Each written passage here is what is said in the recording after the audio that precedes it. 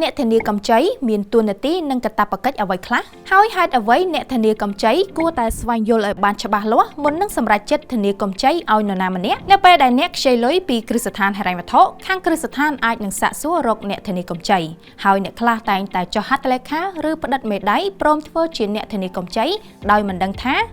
តើអ្នកធានាកម្ចីមានកាតព្វកិច្ចនិងទំនួលខុសត្រូវអ្វីខ្លះនៅពេលដែលខ្លួនធ្វើជាអ្នកធានាប្រាក់កម្ចីឲ្យនរណាម្នាក់ការធានាឥណទានគឺជាមធ្យោបាយមួយជួយឲ្យនរណាម្នាក់ទទួលបាននូវកម្ចីនៅពេលដែលពួកគាត់មានទ្រព្យធានាប៉ុន្តែខ្វះលក្ខខណ្ឌសប្តាហ៍ថ្ងៃនេះការធានាកម្ចីឥណទានភាគច្រើនគឺធ្វើឡើងរវាងអ្នកជិតស្និទ្ធតែម្ដងដូចជាមិត្តភ័ក្តិនិងក្រុមគ្រួសារឧទាហរណ៍ថាឪពុកម្ដាយធានាកម្ចីឲ្យកូន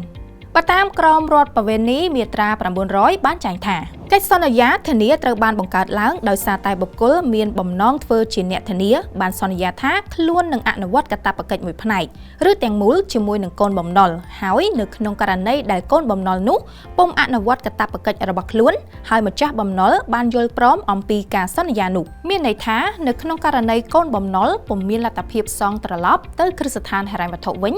នោះអ្នកធានាមានកាតព្វកិច្ចនឹងទទួលបន្ទុកសងកម្ចីនោះជំនួសម្ចាស់កម្ចីវិញឧទាហរណ៍ថារីបានខ្ចីលុយពីគ្រឹះស្ថានហិរញ្ញវត្ថុមួយកន្លែងទៅរកស៊ីហើយខាងគ្រឹះស្ថានត្រូវការរកអ្នកធានាកម្ចីចំណែកសុខាដែលជាមិត្តភ័ក្តិស្និទ្ធស្នាលរបស់ថារីបានស្ម័គ្រចិត្តធ្វើជាអ្នកធានាកម្ចីថានឹងសងបំណុលនោះប្រសិនបើថារីដែលជាអ្នកយកកម្ចីមិនព្រមសងឬពុំអនុវត្តកាតព្វកិច្ចរបស់ខ្លួនហើយចំពោះការយល់ព្រមធានាកម្ចីនោះក៏តម្រូវឲ្យមានការយល់ព្រមពីគ្រឹះស្ថានហិរញ្ញវត្ថុផងដែរដូច្នេះថារីគឺជាកូនបំណុលចម្បងហើយសុខាគឺជាអ្នកធានាប្រាក់កម្ចីឲ្យថារីតើលោកអ្នកដឹងទេថា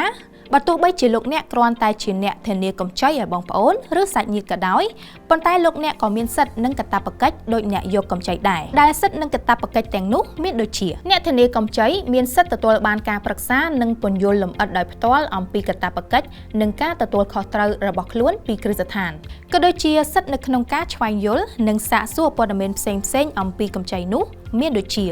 កម្រៃសេវាឥណទានអត្រាការប្រាក់លក្ខខណ្ឌនិងការផាកពិន័យផ្សេងៗហើយលោកអ្នកក៏អាចស្នើសុំការបកស្រាយបន្ថែមពីគ្រឹះស្ថាននៅក្នុងករណីលោកអ្នកមិនយល់អំពីខ្លឹមសារនៃកិច្ចសន្យានោះចំណែកឯកាតព្វកិច្ចវិញអ្នកធានាប្រាក់កម្ចីមានកាតព្វកិច្ចនិងទំនួលខុសត្រូវដោយអ្នកយកកម្ចីដែរគឺសងកម្ចីជំនួសទាំងដើមទាំងការដោយមានចែងនៅក្នុងកិច្ចសន្យាក្នុងករណីដែលម្ចាស់បំណុលអស់លទ្ធភាពសងឬកិច្ចវេះមិនសងត្រឡប់ទៅគ្រឹះស្ថាន